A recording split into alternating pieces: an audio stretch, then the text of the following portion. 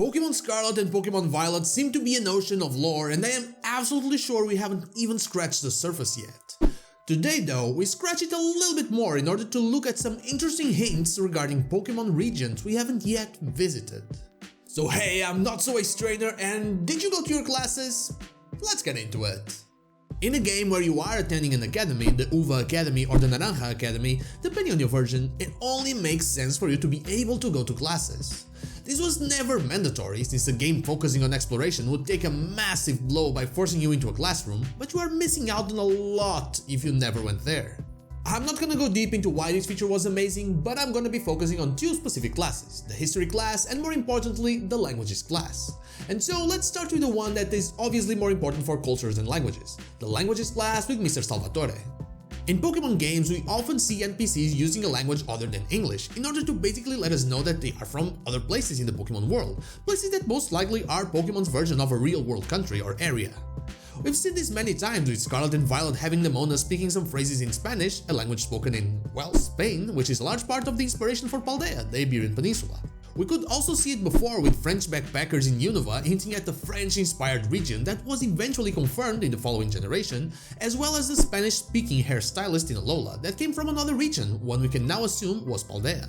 Looking at our language classes for more, we find words like Haoqi, meaning delicious in Chinese, hinting at a Chinese-inspired region, something that was always thought to be a thing due to Arcanine's old Pokédex entry before the retcon. We also have words like buono, meaning good in Italian, hinting at an Italian region from where Professor Salvatore most likely is from, since the name Salvatore has Italian origins. As we progress in the lessons, we also find Ich liebe dich, meaning I love you in German, a hint at the German region, something that we also saw before in Kalos. Someone that could easily be from there is Professor and Elite Four member Hassel, since we know that he isn't native to Paldea and that name has Germanic origins, though also Nordic ones, which could hint at the presence of a Scandinavian region, something that would fit the existence of Pokemon like My Boy Berserker and Runarigos as well. So a German or Nordic region, an Italian region, and a Chinese region could be in the minds of the Pokemon Company. But that is not all. Looking at History class with Professor Ryford, we learned that Paldea wasn't always Paldea. The Paldean Empire rose to power 2000 years before the events of the game. The region became known as Paldea after the Empire fell into a decline and unified with all neighboring areas. What if the Paldean Empire is actually a direct reference to the Roman Empire?